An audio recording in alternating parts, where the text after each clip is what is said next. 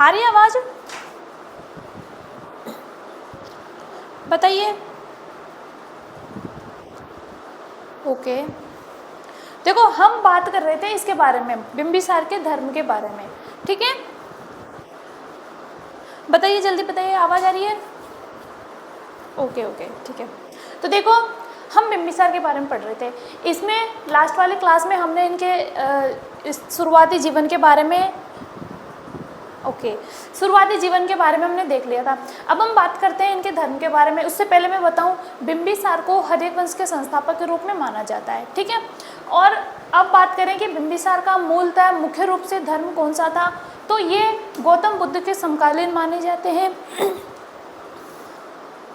Okay जी, तो गौतम बुद्ध के ये समकालीन माने जाते हैं और बुद्ध के इनको मित्र के रूप में भी जाना जाता है कि गौतम बुद्ध से अधिकतर इनकी भेंट होती रहती थी। तो जब शुरुआत में सबसे पहले जब बिंबिसार गौतम बुद्ध से मिले थे, तो बिंबिसार को लगा कि जो गौतम बुद्ध है ये जरूर किसी क्षत्रिय वंश के वंशज हैं, ठीक है। और ये इनसे कहते हैं कि आपको मैं मेरा आधा राज्य प्रदान करने को तैयार हूँ, आप मेरे सेनापति के रूप में मेरे राज्य के साथ में मेरे साथ में रहिए। लेकिन गौतम बुद्ध कहते हैं कि हे राजा, मैं तो स्वयं ये राजपाट इन सारी चीज़ों का त्याग करके आया हूँ। तो गौतम बुद्ध इन चीज़ों को एक्सेप्ट करने के लिए मना कर देते हैं।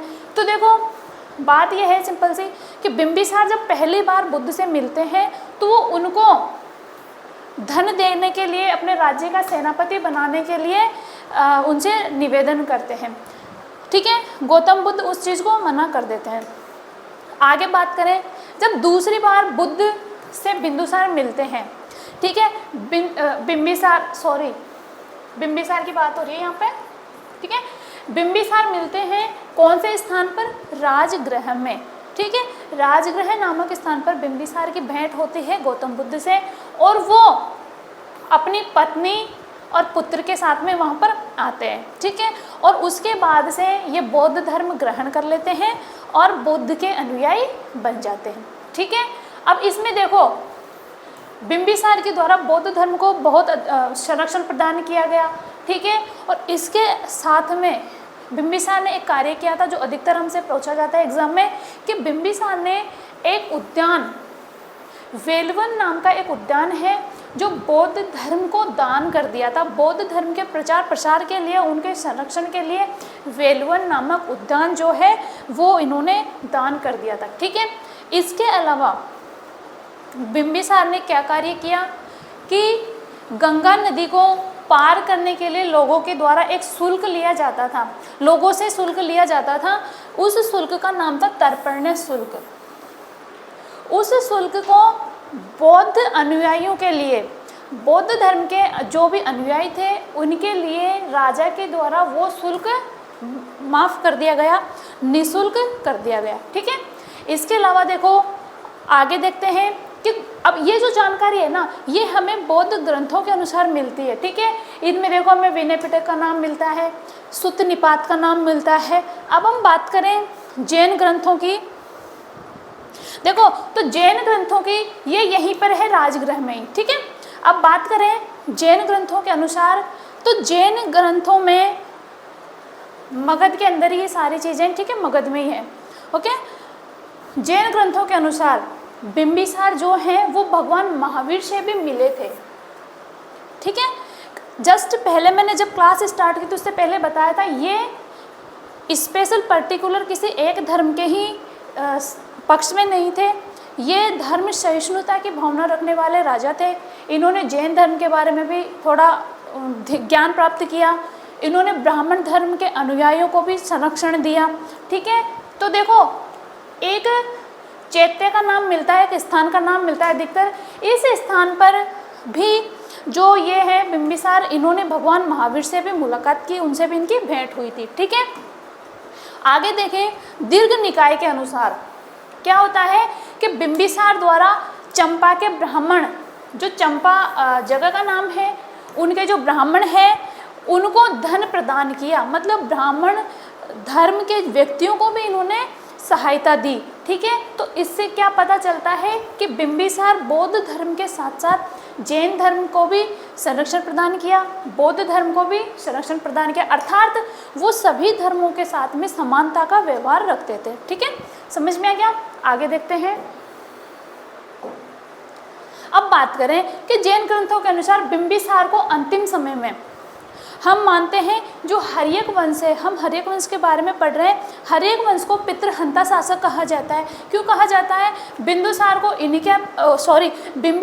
इन्हीं के पुत्र अजातशत्रु के द्वारा इनकी हत्या कर दी जाती है। ठीक है, अजातशत्रु की हत्या इसी के पुत्र के द्वारा कर दी जाती है, सिर्फ और सिर्फ राजगद्दी प्राप्त करने के लिए। ठीक है, तो देखो जैन ग्रंथों के अनुसार जो बिंबिसार है, अब देखो इस बात के लिए जैन ग्रंथों में अलग विवरण मिलता है, बौद्ध ग्रंथों में अलग विवरण हमें मिलता है। तो जैन ग्रंथों में तो हमें क्या विवरण मिलता है? इसमें हमें मिलता है कि उनके अंतिम समय में, बिंबिसार के अंतिम समय में उनके पुत्र अजातशत्रु के द्वारा उनको कारागृह में डाल दिया। ठीक है, जेल में डाल दिया।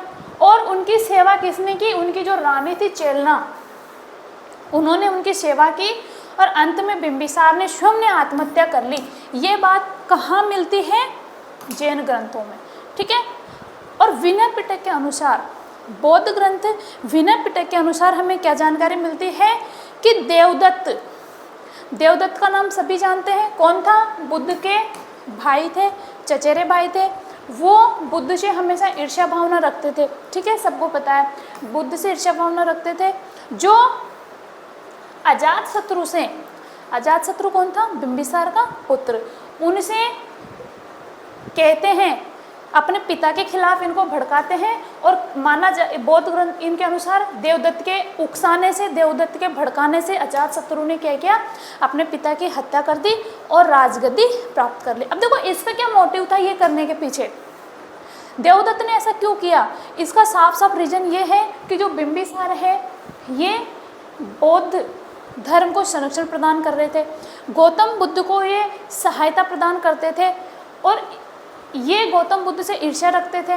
ठीक है, तो ये सोच रहे थे कि देवदत्त ने सोचा अगर बिंबिसार ही नहीं रहेगा तो गौतम बुद्ध की सहायता कौन करेगा? जब तक बिंबिसार जीवित है गौतम बुद्ध का हम कुछ नहीं बिगाड़ पाएंगे, ऐसा इनको लगता था। ठीक है, लेकिन वो अलग बात है कि अंतिम समय में खुद देवदत्त भी बौद्ध अनुयायी बन गया था अंतिम समय में। ठीक है, इसने कई बार प्रयास किया था गौतम बुद्ध को मारने की, उनकी हत्या करने का, बहुत से इसने प्लान बनाए थे। आगे देखते हैं कि किसके कहने पर? देवदत्त के कहने पर अजातशत्रु ने बुद्ध की मृत्यु से अर्थात महापरिनिर्वाण प्राप्ति के 8 वर्ष पहले ही, गौतम बुद्ध की मृत्यु से पहले ही 8 वर्ष पहले ही बिंबिसार की हत्या कर दी। किसने? अजातशत्रु ने। ठीक है, और माना जाता है कि अपन भारतीय इतिहास में जितने भी राजा हुए, सम्राट हुए, शासक हुए, उनमें सर्वाधिक समय तक शासन करने वाले राजा के रूप में जाना जाता है बिंबिसार को। इन्होंने 52 वर्षों तक शासन किया। ठीक है, और अजातशत्रु को भारतीय इतिहास में प्रथम पितृहंता शासक भी कहा जाता है। ठीक है, आगे देखते हैं। अब हम देखेंगे अजातशत्रु को। ठीक है, अजातशत्रु के बारे में पढ़ेंगे।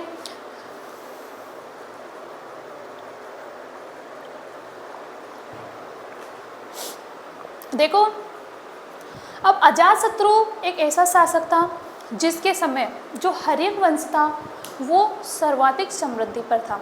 ठीक है, अब बौद्ध ग्रंथों के अनुसार तो इनको पितृहंता शासक कहा ही जाता है। ठीक है, अब हम बात करें कि जैन साहित्यों के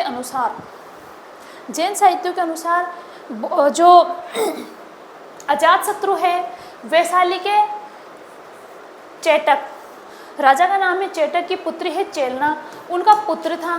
ठीक है, जबकि बौद्ध ग्रंथ सुत्त निकाय, ठीक है, इनके अनुसार अजातशत्रु कौशल नरेश प्रसेनजित की बहन कौशला देवी के पुत्र। अब देखो ये इतिहास है, इसमें कौन से इतिहासकार अपने अनुसार कौन सा मत प्रस्तुत कर देते हैं। ठीक है, तो देखो कुछ तो कहते हैं कि ये इनका पुत्र था, कुछ कहते हैं ये इनका पुत्र था। इतिहास के बारे में ये कंट्रोवर्सी हमेशा ही रहती है, सब विद्वान अपने अपने अकॉर्डिंग अपना अपना मत प्रस्तुत करते हैं। तो जिस क्वेश्चन में इस तरीके का मतभेद होता है कि जिसका पर्टिकुलर एक आंसर नहीं होता, अधिकतर हमारे एग्जाम में ऐसे क्वेश्चंस नहीं पूछे जाते, क्योंकि बाद में क्या होता है, या तो उन क्वेश्चंस को डिलीट कर दिया जाता है, ठीक है। तो इसी वजह से अधिकतर हमारे जो एग्जामिनर होते हैं वो ऐसे क्वेश्चन देने से बचते हैं। लेकिन फिर भी हमें जानकारी के लिए थोड़ा सा पढ़ना जरूरी होता है कि जैन साहित्य के अनुसार तो अजातशत्रु को चेलदा का पुत्र माना जाता है, ठीक है, और बौद्ध ग्रंथ के अनुसार कौशला देवी का पुत्र इनको माना जाता है, ठीक है। आगे देखें, अजातशत्रु के अगर हम नाम की बात करें तो इनके कुछ नाम हमें मिलते हैं कि इनका एक नाम मिलता है कुणिक जैन स्त्रोतों में, ठीक है। इसके अलावा अजातशत्रु का अशोक चंड नाम भी हमें मिलता है। अब इसको जहाँ पर अशोक चंड नाम आ जाए कि किसके लिए प्रयुक्त हुआ है, अजातशत्रु के लिए प्रयुक्त हुआ है, सम्राट अशोक के लिए ये प्रयुक्त नहीं हुआ है, मौर्य सम्राट, ठीक है, वो अलग है, ये अलग है। और इसके अलावा देखो देवनुप्रिया ऐसा नाम भी इनका उल्लेखित है, वो उपाधि अलग है, देवनाम प्रिय अशोक कुछ ऐसा हम जब मौर्य वंश पढ़ेंगे उसमें आएगा। तो अशोक की उपाधि के जैसी ही एक उपाधि का उल्लेख भी हमें अजातशत्रु के लिए मिलता है, ठीक है। आगे देखते हैं, अब हम बात करें कि अजातशत्रु का जो साम्राज्य विस्तार है वो कहाँ तक फैला, क्यों फैला। इससे पहले हम बिंबिसार की बात करें तो देखो बिंबिसार ने अपना साम्राज्य विस्तार करने के लिए क्या किया था, उसने सर्वाधिक बल दिया था वैवाहिक संबंधों पर। अजातशत्रु ने बिंबिसार ने ऐसा माना जाता है कि लगभग उनके 500 रानियाँ थी। इसका मतलब उन्होंने बहुत सारे वैवाहिक संबंध स्थापित किए थे, क्योंकि जिन जिन क्षेत्रों से जिन जिन राजाओं से उनका वैवाहिक संबंध होगा उन राजाओं की तरफ से वो सुरक्षित माने जाएंगे, उनसे उनके ऊपर आक्रमण का भय नहीं रहेगा, ठीक है। आगे देखें, अब हम उसी साम्राज्य की बात करते हैं कि अजातशत्रु के समय वो साम्राज्य कितना हो गया, है ना। तो देखो सबसे पहले हम बात करते हैं कि अजातशत्रु का युद्ध होता है कौशल के साथ में। इसका रीजन क्या है, कौशल के साथ में अजातशत्रु का युद्ध क्यों होता है। तो देखो बौद्ध ग्रंथों के अनुसार हम बात करें कि अजातशत्रु ने बिंबिसार की हत्या कर दी थी, ठीक है। अब जैसे ही बिंबिसार की हत्या होती है तो इनकी जो पत्नी है कौशला देवी, ठीक है, ये भी अपने पति के वियोग में इनकी भी मृत्यु हो जाती है। अब होता है क्या है, कौशला देवी कौन थी, प्रसेनजीत की बहन थी। ये प्रसेनजीत वही थे जो अपनी बहन का विवाह जब इनसे होता है बिंबिसार से, तो इनके पिता थे महाकौशल, ऐसा कुछ नाम मिलता है, महाकौशला नाम से भी हमें नाम मिलता है। हम डायरेक्ट प्रसेनजीत की बात करते हैं कि इनको दहेज में बिंबिसार को काशी दिया गया था जब कौशला देवी से इनका विवाह होता है।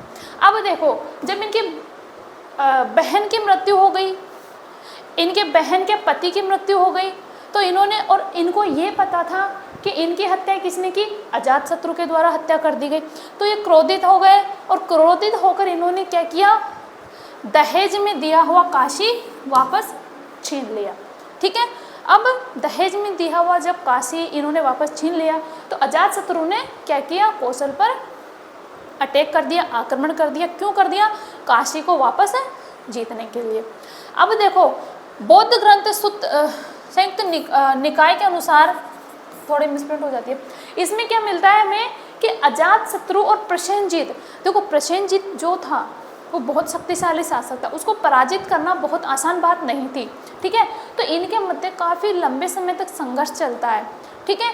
लंबे समय तक संघर्ष चलने के कारण क्या होता है कि कभी तो अजातशत्रु पराजित होते हैं, कभी प्रसेनजीत पराजित होते हैं, ये संघर्ष चलता ही रहता है, ठीक है। तो बाद में प्रसेनजीत क्या करते हैं, आपसी संधि का प्रस्ताव रखते हैं, ठीक है। अजातशत्रु और प्रसेन संधि वार्ता होती है और उस संधि के दौरान क्या होता है कि प्रसेनजीत की पुत्री है वजीरा, प्रसेनजीत की जो पुत्री है वजीरा, उनका विवाह अजातशत्रु के साथ में कर दिया जाता है और काशी को वापस से उनको दहेज में दे दिया जाता है और विवाद समाप्त कर दिया जाता है। अर्थात अब अजातशत्रु हैं वो काशी को लेकर एकदम निश्चिंत हो जाते हैं, उनके साम्राज्य में काशी जो क्षेत्र है वापस से शामिल हो जाता है, ठीक है। अब बात करें दूसरा, वज्जी संघ के साथ में संघर्ष। आपको पता होगा जब हमने महाजनपद पढ़े थे तो वज्जी और मल दो बड़े गणराज्य हुआ करते थे, ठीक है। तो वज्जी जो संघ है ये बड़ा, इसके अंदर बहुत सारे गणराज्य थे और ये बहुत ही शक्तिशाली गणराज्य हुआ करता था। तो इसमें देखो क्या हुआ कि अजातशत्रु ने दूसरा जो युद्ध है वज्जी संघ में स्थित वैशाली के लिच्छवियों के साथ में हुआ। ठीक है, हाँ जी, गुड मॉर्निंग सिका। देखो लिच्छवियों के साथ में होता है ना, तो इसका रीजन क्या है, इसका रीजन क्या है वो हम देखते हैं कि जो वैशाली क्या थी, इनकी वज्जी गणराज्यों की संघीय राजधानी थी। ठीक है, इनकी राजधानी हुआ करती थी ये। अब हम इसका रीजन देखते हैं कि वज्जी संघ के साथ में क्यों आक्रमण हुआ, क्यों आक्रमण किया अजातशत्रु ने। तो इसका रीजन ये रहता है कि एक जैन ग्रंथ है उवसगत दशाओं, ठीक है, इसके अनुसार जब राजा बिंबिसार थे, इनके पिता, उनके 2 पुत्र थे, एक का नाम मिलता है हल और एक का नाम मिलता है बेहल। ठीक है, ये किसके पुत्र थे, वैशाली जो राजा है चेटक, उनकी पुत्री थी चेलना। ठीक है, इनके पुत्र थे, कौन थे, हल और बेहल। अब होता क्या है कि जब बिंबिसार जीवित थे तो वो अपने पुत्रों को एक हाथी देते हैं और वो हाथी का नाम मिलता है हमें सेचनक। ठीक है, आपको दिखाई तो दे रहा है ना क्लियर यहाँ से। ओके, देखो सेचनक नामक एक हाथी गिफ्ट में या उपहार स्वरूप अपने पुत्रों को देते हैं। अब देखो हाथी नॉर्मल हाथी होते हैं, उसमें ऐसी क्या विशेषता थी, तो इसकी विशेषता ये थी कि जो ये हाथी था ये अपने दरबार में उपस्थित लोगों पर, महिलाओं पर अपनी सूंड के द्वारा पुष्प वर्षा किया करता था, इसकी ये विशेषता थी। ऐसा हाथी इन्होंने अपने पुत्रों को दिया था और माना जाता है कि एक हार दिया था, बहुत बहुमूल्य, बहुत कीमती एक हार दिया था 18 लड़ियों वाला। ठीक है, तो ये जो चीज़ें हैं हल और बेहल दोनों को दी जाती हैं बिंबिसार के द्वारा। अब होता क्या है कि अजातशत्रु की पत्नी का हमें नाम मिलता है पद्मावती। इसको उस वाली उससे कनेक्ट मत कर लेना, ठीक है, ये दूसरी है, आप समझ रहे हो, है ना। तो देखो ये एक रानी है जिसका नाम मिलता है, अजातशत्रु की रानी है पद्मावती। उसके बहकाने पर उसने अपने राजा को भड़काया, अपने पति को भड़काया कि आप तो उनसे ये चीज़ें वापस ले लीजिए। ठीक है, तो इसके भड़काने पर अजातशत्रु ने वो हार और हाथी अपने दोनों भाइयों से वापस मांग लिए। ठीक है, अब होता क्या है, जब वो उनसे वापस मांगते हैं तो हल और बेहल क्या करते हैं, अपने नाना चेटक के घर चले जाते हैं। चेटक की पुत्री थी चेलना, उन्हीं के पुत्र थे। तो अजातशत्रु ने जब उनसे वो चीज़ें वापस मांगी तो ये अपने नाना के घर चले जाते हैं। ठीक है, अब होता क्या है, जब ये वहाँ चले जाते हैं तो अजातशत्रु क्या कहते हैं, इनको वार्निंग देते हैं। वैशाली का जो राजा है उनसे कहते हैं कि या तो आप हमें ये सारी चीज़ें वापस लौटा दीजिए, इनको संरक्षण मत दो, और नहीं तो हमारे साथ में युद्ध करो। ठीक है, अब अजातशत्रु और इनके मध्य युद्ध हो जाता है। ठीक है, अब ये तो इनके मध्य युद्ध होता है, लेकिन होता क्या है, ये बहुत बड़ा शक्तिशाली संघ हुआ करता था, तो इनको विजित करना आसान नहीं था। ठीक है, अब देखो बौद्ध ग्रंथ, एक ग्रंथ का नाम मिलता है सुमंगल विलासिनी। हमें एक बौद्ध ग्रंथ सुमंगल विलासिनी का नाम मिलता है, जिसके अनुसार वज्जी और मगध के मध्य जो विवाद है उसका एक कारण हमें क्या मिलता है कि गंगा नदी के किनारे एक खान स्थित थी, हीरे की खान। ठीक है, एक हीरे की खान स्थित थी, और होता क्या है कि इनके मध्य कुछ संधियां थी, कुछ समझौते हुए थे, लेकिन उन समझौता का उल्लंघन कर दिया गया वज्जी संघ के द्वारा और संपूर्ण खान पर अपना अधिकार कर लिया गया। ठीक है, तो इस एक रीजन को भी मगध के शासक अजातशत्रु और ये वज्जी संघ के शासक वैशाली के जो शासक हैं, इनके मध्य विवाद का कारण भी, एक कारण ये भी बताया जाता है। ठीक है, अब वही बात आ गई, सब अपने अपने अकॉर्डिंग अलग अलग मत प्रस्तुत करते हैं। ठीक है,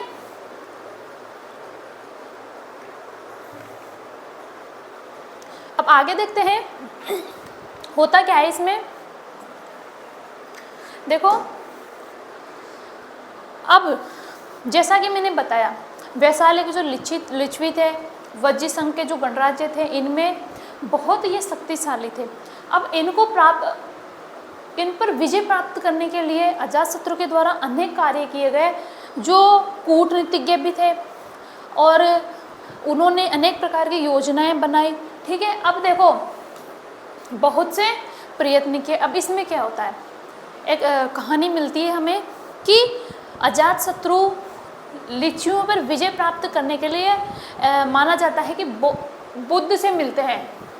ठीक है, गौतम बुद्ध से मिलते हैं और उनसे चर्चा करते हैं इस बात पर कि आप बताइए कि मैं कैसे वज्जी संघ पर विजय प्राप्त करूं, इनसे कैसे मैं इन पर विजय प्राप्त करूं। ठीक है, तो बुद्ध हैं, गौतम बुद्ध हैं, ये अजातशत्रु से कहते हैं कि आप जो वज्जी संघ है उसमें जो एकता है आपसी, जो वज्जी संघ के संपूर्ण जो सारे गणराज्य हैं उनके अंदर जो एकता है, आप उस एकता को तोड़िए।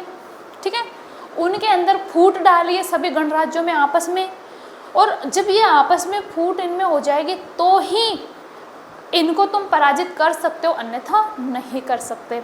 अब गौतम बुद्ध के द्वारा जब अजातशत्रु से ये कहा कि आप इनमें आपसी फूट डालने के बाद ही विजय प्राप्त कर सकते हैं तो होता क्या है कि अजातशत्रु का एक बहुत विश्वास पात्र मंत्री होता है वस्त्रकार। ठीक है, वो क्या करते हैं कि वज्जी संघ में चले जाते हैं और वहीं पर रहना स्टार्ट कर देते हैं। ठीक है, उससे पहले देखो क्या करते हैं अजातशत्रु कि पाटली ग्राम में, जिसे बाद में पाटलिपुत्र नाम से जाना जाता है, उससे पहले वो एक मात्र पाटली एक ग्राम था। ठीक है, वहाँ पर एक दुर्ग का निर्माण करते हैं। ठीक है, एक दुर्ग का निर्माण करते हैं और सुदृढ़ दुर्ग का निर्माण करते हैं गंगा नदी किनारे, क्योंकि इन दोनों के मध्य गंगा नदी थी। और इसके बाद में महात्मा बुद्ध के सुझाव के अनुसार वो क्या करते हैं, अपने मंत्री वस्त्रकार की सहायता से फूट डलवाने का कार्य किया, किसमें, वज्जी संघ में आपस में। और 3 वर्षों के प्रयत्न के पश्चात वस्त्रकार जो मंत्री थे उन्होंने वज्जी संघ के व्यक्तियों का इतना विश्वास जीत लिया कि एट लास्ट उन्होंने वस्त्रकार को उनके ही गणराज्य में मंत्री पद दे दिया, है ना। उन्होंने इन पर इतना विश्वास किया कि उनको ही एक मंत्री पद दे दिया। और जब ये वहाँ पर पूर्ण रूप से विश्वसनीय बन गए उनके, तो इन्होंने धीरे धीरे उन्हीं लोगों में आपस में फूट डालने का कार्य कर दिया। ठीक है, उसके पश्चात ही ये अपने कार्य में सफल रहे, क्योंकि आप भी ये बात आपको भी पता है, जहाँ पर संगठन है उसको कोई तोड़ नहीं सकता। और जब आपस में उनमें फूट डल गई, वो अलग अलग उनमें मतभेद हो गए, तो जाहिर सी बात है उनमें आपस में फूट डल गई। फिर अजातशत्रु के द्वारा वहाँ पर अटैक किया गया और वो विजय प्राप्त कर ली। ठीक है, आगे देखते हैं कि जैन ग्रंथ निर्यावली सूत्र नाम मिलता है, जैन ग्रंथ निर्यावली सूत्र। इसके अनुसार लिच्छवी गण, चेटक, इनके पास कितने शक्तिशाली सेना थी, तो देखो ये क्या थे, ये लिच्छवी गण के प्रधान थे। चेटक सबसे प्रधान मुखिया थे और इनके पास मगध के खिलाफ, मगध से लड़ने के लिए इनके पास क्या थे, 9 मल्लों और काशी। ठीक है, कौशल के 18 गणराज्य। ठीक है, कौशल और 18 गणराज्यों के विशाल संघ का संयुक्त संगठन था, मतलब 9 तो मल्ल और काशी के गणराज्य। ठीक है, 18 दूसरे गणराज्य, मतलब ये इतने सारे लोग थे, मल्ल के भी, काशी के भी, कौशल के भी, सारे संगठन, सबके लोगों का संगठन इनके पास में था। ठीक है, तो जिसे बिना आपसी फूट डाले इनको पराजित करना मुमकिन नहीं था। तो इन्होंने क्या किया, मल्ल और काशी के मध्य विभेद उत्पन्न करवा दिया। ठीक है, फिर बाद में कौशल के इस मतलब आपस में इनमें फूट डलवाने का इन्होंने कार्य किया। ठीक है, आगे देखते हैं कि अजातशत्रु ने क्या किया, लिच्छवियों के खिलाफ कूट नीति और मिथुन नीति, अर्थात झूठ बोलना, भेद नीति, झूठ बोलना, झूठ सच हर कुछ किसी भी तरीके का अपना कर उन्होंने इनके मध्य फूट डलवाने का कार्य किया। अब आगे देखें कि वैशाली के लिच्छवियों में फूट पड़ने के पश्चात अजातशत्रु ने संपूर्ण वज्जी संघ पर आक्रमण कर दिया था। ठीक है, अब देखो ये आक्रमण बहुत बड़ा आक्रमण माना जाता है, जो ये युद्ध है ये बहुत बड़ा युद्ध माना जाता है, क्योंकि सामने जो सेना थी वज्जी संघ की वो बहुत विशाल सेना थी। ठीक है, इसमें देखो क्या होता है, इन्होंने 2 प्रकार के हथियारों का प्रयोग किया, नवीन प्रकार के हथियारों का ये लोग इन्होंने प्रयोग किया। ठीक है, कौन कौन से थे देखो,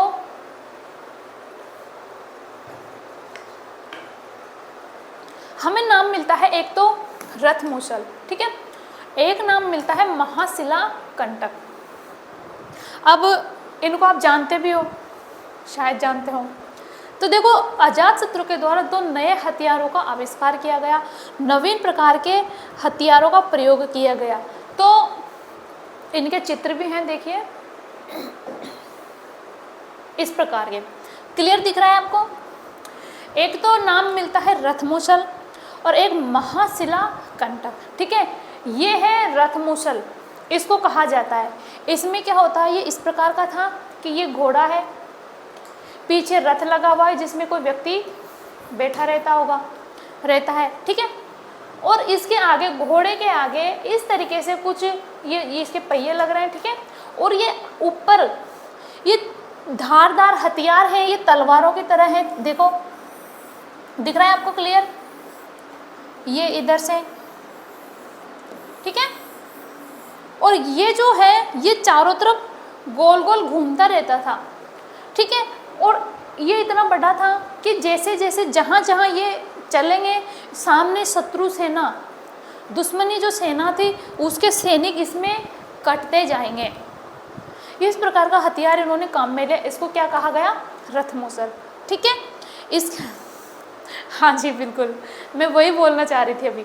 इसके अलावा देखो एक नाम मिलता है महाशिला कंटक। इसमें क्या होता है कि इस प्रकार का ये होता है कि यहाँ पर ऐसा कुछ लगा हुआ है, यहाँ पर एक तोप की तरह हम इसको मान सकते हैं। जैसे तोप होती है ना कि उसमें बारूद भरा जाता है और फिर वो गोले दागे जाते हैं, सेम उसी तरीके से यहाँ पर बड़े बड़े पत्थर, शिला, देखो शिला का मतलब क्या होता है, पत्थर, है ना। तो उस यहाँ पर पत्थर रखे जाते थे, यहाँ पर कुछ स्प्रिंग टाइप, स्प्रिंग नहीं थी लेकिन उस तरीके से ऐसा कुछ होता था कि उसके द्वारा खींच के जो ये पत्थर हैं, फिर इसके प्रेशर से ये बहुत दूर जाके पड़ते थे, अर्थात सेना के ऊपर जाकर, शत्रु सैनिकों के ऊपर ये पत्थर जाके गिरते थे, अर्थात उन पर पत्थरों की बारिश होती थी बहुत सारी, है ना। तो ऐसे कोई व्यक्ति की मदद से ये हथियार चलाया जाता था। तो ये 2 नवीन प्रकार के हथियारों का प्रयोग किया गया था। बिल्कुल जैसे जिसने आपने बाहुबली मूवी देखी हो, उसके अंदर इसका प्रयोग किया गया था, है ना, देख लेना आप दोबारा, ओके, जिसने नहीं देखी हो, और वैसे देखी होगी सभी ने। ये उसी का चित्र है दोबारा से, महाशिला कंटक रथमूसल, ठीक है। अब देखो इस प्रकार 16 वर्ष के आपसी संघर्ष के पश्चात, देखो इतना लंबा संघर्ष चला, उनके मध्य बहुत अधिक संघर्ष चला, इतने वर्षों के पश्चात पूर्ण रूप से वज्जी संघ पर विजय प्राप्त कर ली भगवती सूत्र ग्रंथ के अनुसार। अब ये बात किस में बताई गई, भगवती सूत्र ग्रंथ जैन ग्रंथ है, ठीक है, जैन ग्रंथ है ना। इस ग्रंथ के अनुसार कहा जाता है कि 16 वर्ष के लंबे संघर्ष के पश्चात अजातशत्रु ने वज्जी संघ पर विजय प्राप्त की। इसके आगे देखो बौद्ध ग्रंथ, एक बौद्ध ग्रंथ का नाम मिलता है महावग्ग। इसमें इसके अनुसार अजातशत्रु ने क्या किया कि वज्जी संघ को पूर्णतः नष्ट करने की प्रतिज्ञा ली थी। इस बात का उल्लेख इसमें मिलता है कि इसमें महावग्ग नामक बौद्ध ग्रंथ में कि अजातशत्रु प्रतिज्ञा करते हैं कि मैं वज्जी संघ को पूर्ण रूप से नष्ट कर दूंगा, ठीक है। इसके आगे देखो, अब बात करते हैं अवंती शासक चंड प्रदोत की। चंड प्रदोत को आप सब जानते ही होंगे कि बिंबिसार के समय हमने देखा था कि बिंबिसार ने क्या किया था, उनका दरबारी राजवेद दरबारी था, ठीक है, राजवेद, जिसका नाम मिलता है जीवक, ठीक है। उसको चंड प्रदोत के इलाज के लिए भेजा जाता है, क्योंकि अवंती भी आप सबको पता है कि मगध के समान ही बहुत शक्तिशाली साम्राज्य हुआ करता था, तो उससे भी प्रत्यक्ष रूप से युद्ध करके विजय प्राप्त करना मुश्किल था, है ना। तो इस पर किसी ने प्रत्यक्ष रूप से आक्रमण किया ही नहीं, उल्टा अवंती इसके साथ में मित्रता का ही संबंध बनाए रखे। तो अजातशत्रु क्या करते हैं, इनके भय से अपनी राजधानी राजगृह का दुर्गीकरण करवाते हैं, ठीक है। आगे देखते हैं कि चंड प्रदोत और अजातशत्रु के मध्य प्रत्यक्ष युद्ध का वर्णन कहीं पर भी नहीं मिलता है। जैसा कि मैंने बताया ये बहुत शक्तिशाली साम्राज्य था चंड प्रदोत का, ठीक है। अब आगे बात करते हैं कि वत्स के राजा है एक उदयन। अब देखो एक राजा का नाम मिलेगा अजातशत्रु के पुत्र उदयन, वो अलग है और ये अलग है, ठीक है। तो इनकी पुत्री का विवाह अजातशत्रु के द्वारा किया जाता है। ये वही है जिसने अपने इनको भड़काया था हल और बेहल से अपने वो हाथी और हार प्राप्त करने के लिए, जिसकी वजह से उनके मध्य आक्रमण, इतना बड़ा युद्ध होता है वज्जी संघ से, ठीक है। आगे देखें कि पद्मावती से विवाह करके मगध और वत्स के मध्य तो संबंध अच्छे हो ही गए थे, ठीक है। तो ये भी, अब देखो हम इतना आगे बढ़ते गए, इसके बीच में आपको ये नहीं भूलना है कि हम टॉपिक क्या चल रहा था। हमारा टॉपिक चल रहा था अजातशत्रु का साम्राज्य, ठीक है। तो हम साम्राज्य की ही बात कर रहे हैं कि कौन कौन से साम्राज्य किस किस प्रकार से अजातशत्रु ने उन पर अधिकार कर लिया था। तो अब यहाँ पर वत्स की बात आ रही है कि वत्स के राजा उदयन के पुत्र से विवाह करके उस साम्राज्य, उसकी तरफ से भी वो निश्चित हो चुके थे, ठीक है। अब आगे बात करें, अजातशत्रु द्वारा पाटलिपुत्र में दुर्ग का निर्माण करवाया गया था, ठीक है। फिर देखें, महात्मा बुद्ध को उसके उद्घाटन के लिए बुलाया गया था, ठीक है। और जब महात्मा बुद्ध उसके उद्घाटन के लिए आए थे तब उन्होंने एक भविष्यवाणी की थी, ठीक है। आप सबको पता ही होगा,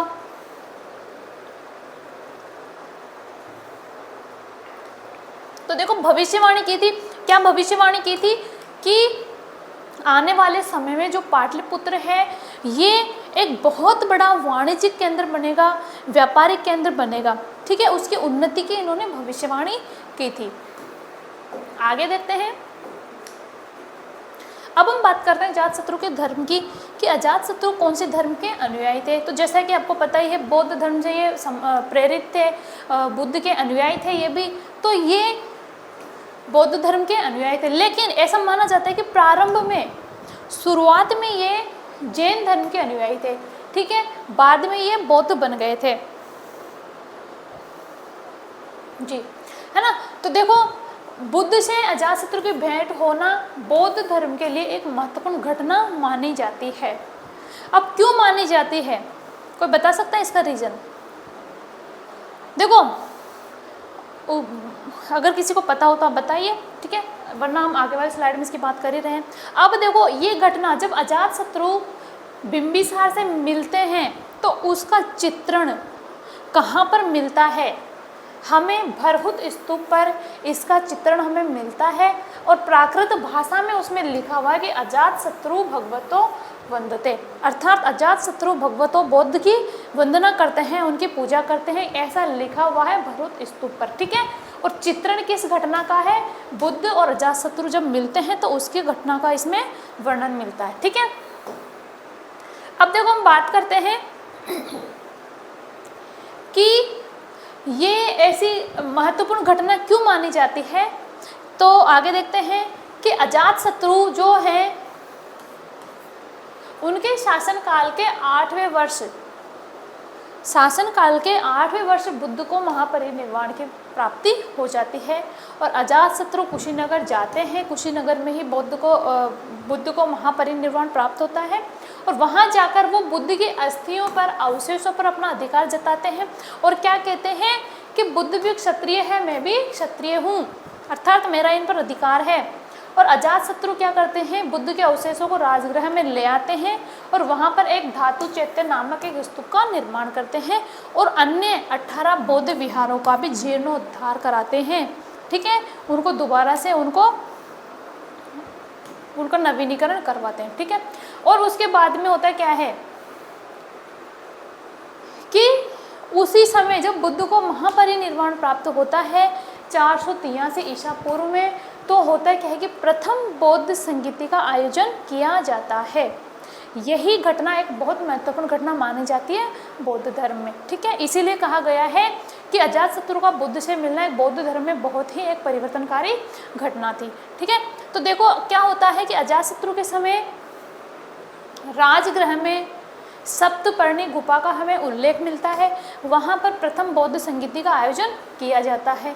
और महावंश के अनुसार, महावंश जो ग्रंथ है उसके अनुसार क्या होता है, अजातशत्रु और रानी पद्मावती के पुत्र उदयन, ठीक है, या उदयभद्र भी नाम मिलता है कई जगह, उसने अजातशत्रु की हत्या कर दी और स्वयं गद्दी पर बैठ गया, और ये भी पितृहंता शासक कहलाया, ठीक है। देखो जीर्णोद्धार का मतलब क्या होता है कि जीर्ण शीर्ण होना, मतलब क्षति विक्षत हो जाना, एकदम टूटी फूटी अवस्था में हो जाना, तो उसका उद्धार करना, दोबारा से उसका नवीनीकरण करना, वही जीर्णोद्धार होता है। ठीक है, ओके। हाँ, मतलब जो पुरातन अवस्था में आ चुके थे, टूट फूट चुके थे, खंडर बन चुके थे, है ना, उनको दोबारा से सही करना, दोबारा से उसका निर्माण करवाना, वो जीर्णोद्धार हो जाता है। ठीक है, जीर्णोद्धार कहते हैं उसको। आगे देखो, ये बात आई गई कि इन्हीं के पुत्र उदयन के द्वारा इनकी हत्या कर दी जाती है और स्वयं गद्दी पर बैठ जाता है। इसीलिए देखो इसको पितृहंता शासक, ये भी पितृहंता, और पूरे हर्यक वंश को ही पितृहंता वंश कहा जाता है। ठीक है, आगे देखते हैं आगे क्या होता है। अब उदयन के बारे में थोड़ी सी जानकारी देख लेते हैं। इससे रिलेटेड कोई स्पेशल जानकारी हमारे पास नहीं है और कुछ इसके द्वारा ऐसे कोई कार्य भी नहीं किए गए जो हम इसको ज़्यादा पढ़ें। ठीक है, अब देखते हैं कि जैन स्त्रोत है, जैन ग्रंथ है परिशिष्ट पर्वन के अनुसार क्या होता है, जो उदयन है जिसका नाम उदयभद्र में मिलता है, वो अपने पिता के जीवन काल में, जब उनके पिता शासक थे तो चंपा के उपराजा थे।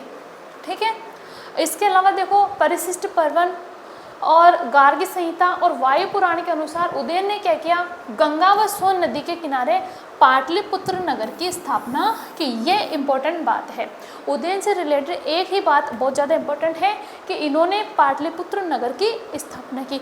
उससे पहले ये ग्राम के रूप में था केवल। ठीक है, और अपनी राजधानी बनाया। उदयन से संबंधित एक ही मोस्ट घटना है, इम्पोर्टेंट घटना है कि उदयन ने क्या किया, पाटलिपुत्र नगर की स्थापना की और पाटलिपुत्र को अपनी राजधानी बनाया। कब, शासन के चौथे वर्ष, अपने शासन के चौथे वर्ष पे। ठीक है, आगे देखते हैं। पाटलिपुत्र का अगर हम प्राचीन नाम की बात करें तो नाम मिलता है कुसुमपुर। ठीक है, अब बात करें कि उदयन कौन था, तो ये किस धर्म का अनुयायी था, तो ये जैन धर्म का अनुयायी था, जिसने पाटलिपुत्र में क्या किया, जैन चैत्य ग्रहों का निर्माण करवाया। चैत्य विहार वही होते हैं जहाँ पर भिक्षु भिक्षुणियाँ रहते हैं। ठीक है, हाँ जी। आगे देखें कि केपी जायसवाल के अनुसार, इतिहासकार है, इन्होंने क्या कहा कि पटना से हमें एक यक्ष मूर्ति प्राप्त होती है, पटना से एक ऐसी मूर्ति प्राप्त होती है और इनका क्या मानना था कि वो मूर्ति किसकी थी, उदयन की। इसके बाद में देखो, उदयन के बाद में कुछ शासक होते हैं जो बहुत इम्पोर्टेंट नहीं है, जिनकी कुछ उपलब्धियों का पता नहीं है, बस उनका नाम थोड़ा बहुत हमें पता है। तो जिनमें देखो हमें अनिरुद्ध का नाम मिलता है, मुंडक का नाम मिलता है और अंतिम शासक नागदशक का हमें नाम मिलता है। ठीक है, अब देखो जो नागदशक है, इसमें क्या होता है कि पुराणों में जो नाग दशक है उसी को दर्शक, मतलब नाग दशक या नाग दर्शक भी नाम मिलता है और कहीं जगह ओनली दर्शक भी नाम मिल जाता है ना।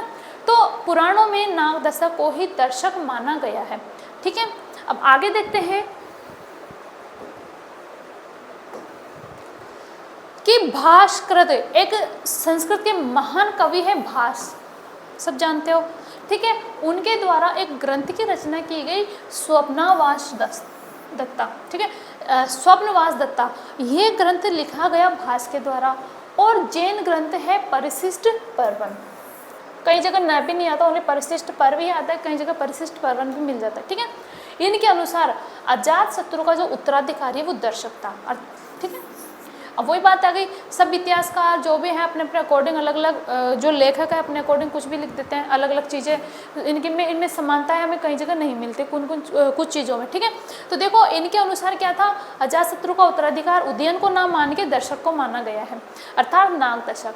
अब देखो महावंश टीका के अनुसार, महावंश के ऊपर जो टीका लिखी गई उसके अनुसार क्या होता है कि उसी के मंत्रियों ने, किसके मंत्री, नागदशक के जो मंत्री थे उनके मंत्रियों द्वारा क्या किया जाता है, उसको सिंहासन से हटाकर उसके आमात्य किसे कहा गया है, उनके मुख्य जो मंत्री होता है, मेन मुख्य जो होता है, मेन सबसे इम्पोर्टेंट जो मंत्री होता है उसका नाम क्या मिलता है, शिशुनाग। उसको राजन नियुक्त कर दिया जाता है, किनके द्वारा, इसके मंत्रियों के द्वारा, नागदशक के द्वारा। ठीक है, सिंपल सी बात है। महावंश टीका में क्या लिखा हुआ है कि जो नागदशक है उसके मंत्री जो हैं वो क्या करते हैं, इसको गद्दी से हटा के, इस पद से हटाकर और शिशुनाग को राजा बना देते हैं। शिशुनाग कौन थे? अमात्य कहा गया है किसको? मुख्यमंत्री को।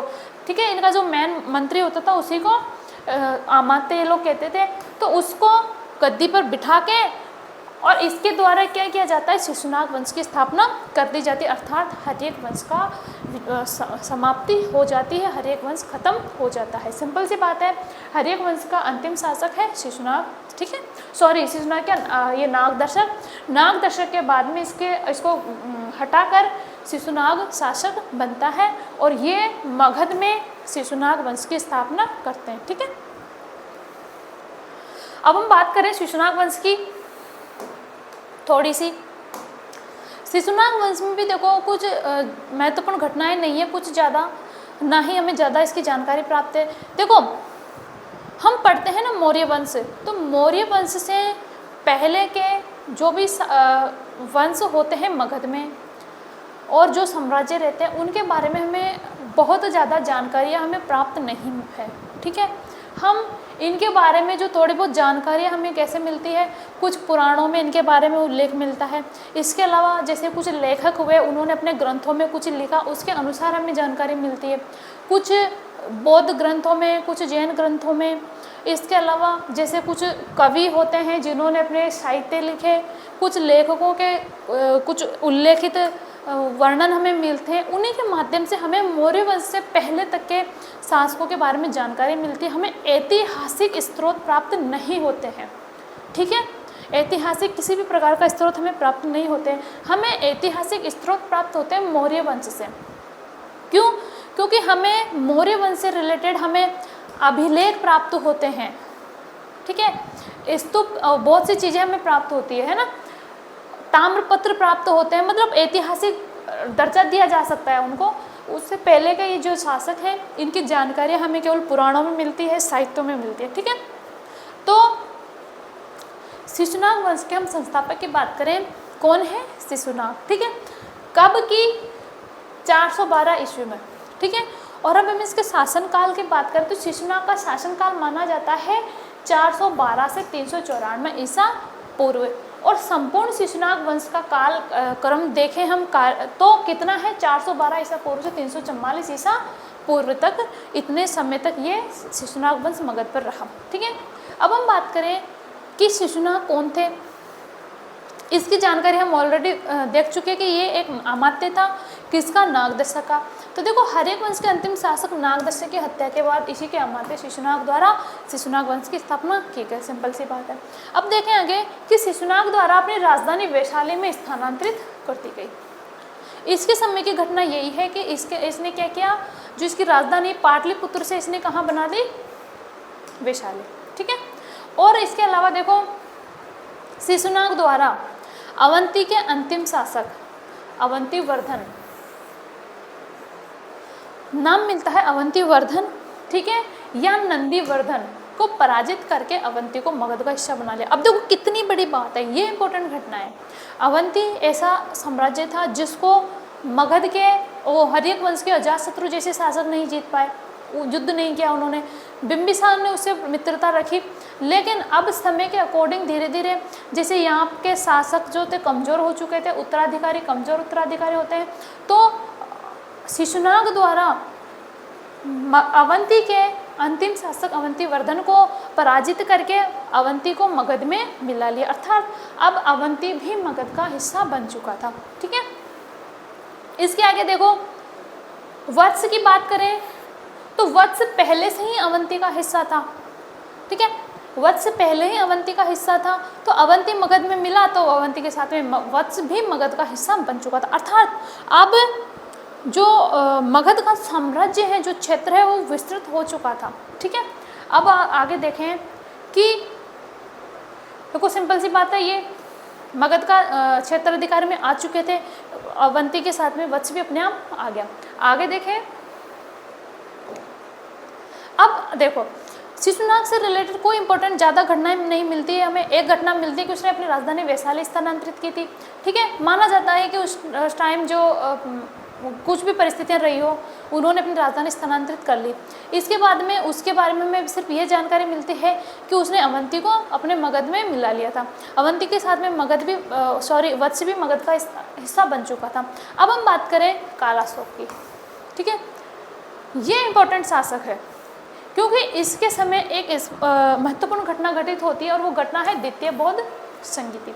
इसी के लिए कालाशोक को जाना जाता है कि कालाशोक के समय द्वितीय बौद्ध संगीति का आयोजन किया जाता है, ठीक है। इसका टाइम की बात करें तो ये था 394 ईसा पूर्व से 366 ईसा पूर्व तक, ठीक है। अब देखो कुछ सिंगली अनुश्रुतियों, सिंगली अनुश्रुतियाँ क्या है, ये श्रीलंका के साहित्यिक ग्रंथ माने जाते हैं जिसमें दीपवंश और महावंश नामक ग्रंथ मिलते हैं। उन दोनों को सम्मिलित रूप से सिंगली अनुश्रुतियाँ कहा जाता है, ठीक है। तो इनके अनुसार कालाशोक है, इसका नाम कालाशोक है, ठीक है। और कुछ ग्रंथों में देखो इसका नाम अलग भी मिलता है, जैसे काकवर्ण एक नाम मिलता है, ठीक है। देखो पुराणों के अनुसार कालाशोक का नाम मिलता है काकवर्ण, ठीक है। अब आगे देखें कालाशोक की हत्या। अब देखो कालाशोक की हत्या कर दी जाती है, किसके द्वारा और क्यों की जाती है, तो ऐसा माना जाता है कि कालाशोक की जो हत्या है, एक बार ये रात्रि में भ्रमण कर रहे थे, ठीक है। रात्रि में भ्रमण करते समय किसी अज्ञात व्यक्ति के द्वारा, उसकी जानकारी हमारे पास नहीं है, उसके द्वारा छुरा घोंप के कालाशोक की हत्या कर दी गई, ठीक है। अब एक हमें यूनानी इतिहासकार का नाम मिलता है कार्टियस। यूनानी इतिहासकार का नाम मिलता है कार्टियस। वो ऐसा लिखते हैं कि एक नाई, जो नाई जाति होती है, उनका कोई व्यक्ति है नाई, उनका कोई पिता का नाम मिलता है अग्रसेन्य, अग्रसेन्य नाम मिलता है, या उसी का नाम मिलता है अग्रमीज। इसके द्वारा ये हत्या की गई। ये उल्लेख किसने दिया, ये उल्लेखित किसने किया, कार्टियस ने। कार्टियस कौन थे, एक यूनानी इतिहासकार थे। इन्होंने क्या कहा कि कोई नाई है जिनके पिता का नाम मिलता है अग्रसेन्य या अग्रमीज, ये ध्यान में रखना, ये हमारे आगे आएगा, ठीक है। जब हम नंदवंश पढ़ेंगे ये नाम आएगा, ठीक है।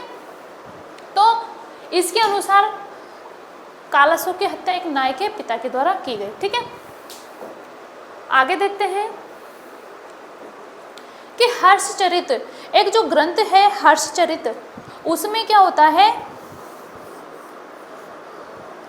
जी, हर्षचरित में क्या कहा गया है कि जो काकवर्ण है, काकवर्ण नाम का जो राजा है, काकवर्ण किसे कहा गया है, कालाशोक को ही कहा गया है। पुराणों में काकवर्ण नाम किसका मिलता है, कालाशोक का, ठीक है।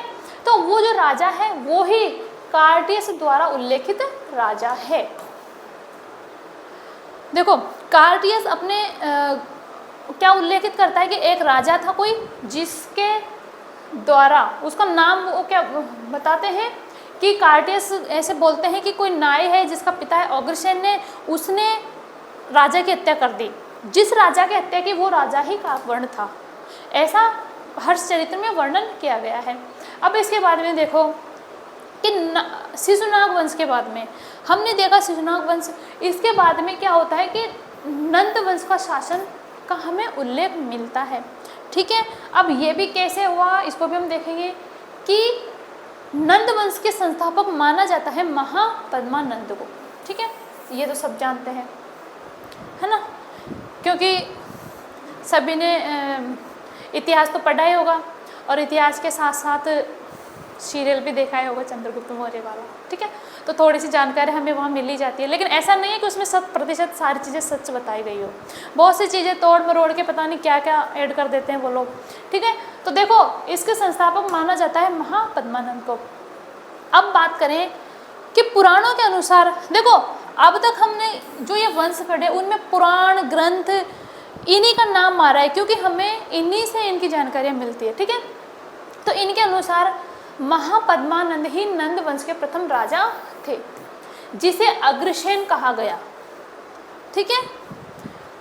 इसी के पुत्र के समकालीन यूनानियों के अग्रमेज से, देखो इसी की समानता, ठीक है, यूनानियों के द्वारा अग्रमेज से की जाती है, जो कि सिकंदर व चंद्रगुप्त मौर्य के समकालीन। अब देखो हमें जस्ट पहले मैंने कहा था इस नाम को याद रखना, वहां पर हमें नाम मिलता है अग्रमेज का। देखो ये अग्रमेज, अग्रमीज मिलता है नाम किसका, एक नाय है उनके पिता का नाम मिलता है अग्रमीज, ठीक है। अब अग्रमीज को क्या माना है यूनानी इतिहासकारों ने,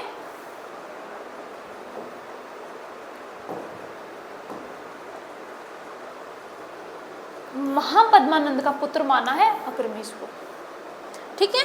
तो समझ में आ गया कि नंद वंश के संस्थापक माना जाता है महापद्मानंद को, और जो यूनानी इतिहासकार हैं इसी के पुत्र को माना है कि अग्रमीज जो है वो महापद्मानंद का ही पुत्र था, ठीक है।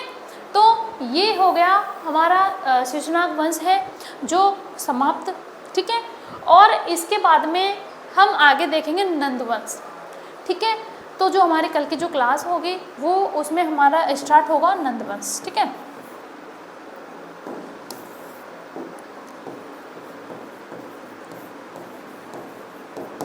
इसकी सिंपल सी जानकारी है, हमें पता चल गया कि संस्थापक इसके महापद्मानंद को माना जाता है, ओके। अब देखो शिशुनाग वंश तक की सारी चीज़ें हमने देख ली। अब इसके बाद में जैसे अभी जो यहाँ तक हमने पढ़ा इससे रिलेटेड मान लो आपको कोई प्रॉब्लम है तो आप कमेंट कर सकते हैं, ठीक है। और जो कल और अब आपको बिल्कुल टेंशन लेने की ज़रूरत नहीं है, हमारी जो क्लास है रेगुलर होगी, ओके। और हाँ जी बिल्कुल, तो देखो कल वही मॉर्निंग में 11 बजे हमारी क्लास होगी नए टॉपिक के साथ में, नंद वंश के साथ में हमारी जो नेक्स्ट क्लास है हम स्टार्ट करने वाले हैं, ओके। तब तक के लिए आप अपना ख्याल रखिए, एकदम मस्त रहिए, ठीक रहिए, ठीक है। और जो भी प्रॉब्लम है आप हमें कमेंट करिए, हम बिल्कुल यहाँ पर अवेलेबल हैं आपकी जो भी प्रॉब्लम है वो सॉल्यूशन के लिए, ओके। तब तक के लिए bye bye, take care all of you.